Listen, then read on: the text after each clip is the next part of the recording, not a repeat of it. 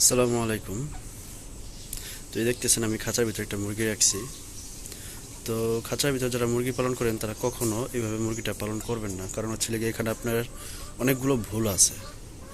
যেমন আপনার এখন হচ্ছে গিয়ে শীতকালে আপনার এই লোহাগুলা থাকে প্রচণ্ড ঠান্ডা হইয়া। তারপরে হচ্ছে ওই গিয়ে এভাবে খোলামেলা থাকলে আপনার কুয়াশা বাতাস ঠান্ডা বাতাস যেগুলোই আছে মুরগির শুলে আপনার ডাইরেক্ট রাখবে।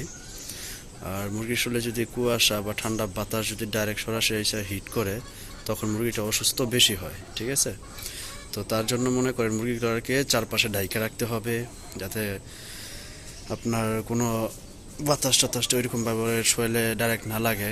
তারপর হচ্ছে এই যে এখানে যেই রডগুলো আছে, তো সেই রডগুলোর ভিতরে প্লাস্টিকের নেট, যেমন আমি আমার এই সমস্ত খাঁচা ইউজ করছি, এই যে দেখেন প্লাস্টিকের নেট, এগুলা দিবেন।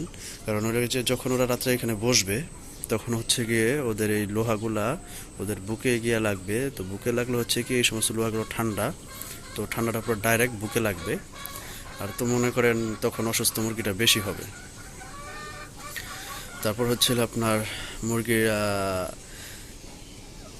পুরোটা চারপাশে তেরপাল দিয়ে অবশ্যই ঢাকা লাগবে। তারপর হচ্ছে অসুস্থ না হইলেও এই সময়টার ভিতর মুরগিকে আপনার কিছু কিছু মেডিসিন আছে যেগুলো দিতে হবে রোগ প্রতিরোধ ক্ষমতা বাড়ার জন্য। তো সেগুলো হচ্ছে গিয়ে আপনার লাইসোভিট দিতে পারেন। এগুলো হচ্ছে গিয়ে আপনার ভাইরাসজনিত রোগের খুব ভালো কাজ করে, মানে মুরগিকে আপনার সুস্থ রাখার করে ভালো কাজে দেয়, যাতে ভাইরাসজনিত কোনো রোগ যাতে মুরগি আক্রমণ করতে না পারে, যাতে মুরগির শরীরে রোগ প্রতিরোধ ক্ষমতাটা বৃদ্ধি পায়। ঠিক আছে? তারপর হচ্ছে গিয়ে আপনার ডক্সিয়াভিট আছে, এগুলো মনে করেন একদিন বা 2 দিন পর পর একটু একটু করে খাওয়াইতে পারেন। তারপর ঠান্ডার আরও বিভিন্ন ওষুধ আছে, এগুলো খাওয়াইতে পারেন। তো মনে করেন আপনার মুরগিকে সুস্থ রাখতে হলে মুরগির প্রতি যত্ন নিতে হবে। আর অবশ্যই অবশ্যই মুরগির ট্রে যেটা থাকবে সেটা প্রত্যেক দিন পরিষ্কার করতে হবে, যাতে আপনি রাত্রে ঢাইকা রাখলেও যাতে একটা অতিরিক্ত লেভেলের গন্ধ না বের হয়। কারণ আপনি যখন চারপাশ দিয়ে ঢাইকা রাখবেন তখন হচ্ছে আপনার ওদের যে বাথরুমগুলো থাকবে ট্রের ভিতর, সেগুলো থেকে আপনার প্রচণ্ড পরিমাণে একটা বাজে স্মেল আসবে, যেগুলো কিনা আপনি নিজেই সহ্য করতে পারবেন না। তো মুরগি কীভাবে সহ্য করবে বলেন? তো ওগুলোর থেকে মুরগির রোগবালাইটা বেশি হয়। তো আপনারা যদি চান যে আপনার মুরগি সুস্থ থাকুক, তাহলে আপনাকে মুরগির ট্রেটা পরিষ্কার রাখতে হবে। আর মুরগির দিকে একটু খেয়াল রাখতে হবে, যে মুরগিকে একটু ধরে ধরে দেখতে হবে আপনার মুরগি ঠিক আছে কিনা, বা কোনো হাঁচি কাশি দেয় কিনা, বা বাথরুম ঠিক আছে কিনা, এগুলো সব দিকে একটু খেয়াল রাখতে হবে। তাহলে মনে করেন ইনশাল্লাহ আপনার মুরগি সুস্থ থাকবে।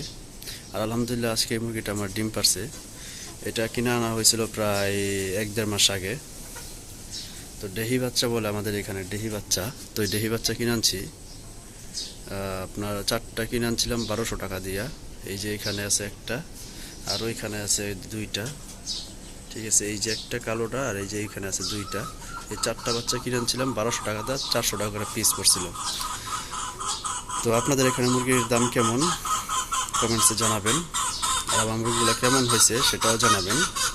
আর আমার এখানে কি কি মুরগি পাললে ভালো হবে অবশ্যই অবশ্যই কমেন্টস করে জানাবেন। আর শীতকালে অবশ্যই মুরগির খেয়াল রাখবেন। তো ভালো থাকবেন সবাই। আসসালামু আলাইকুম।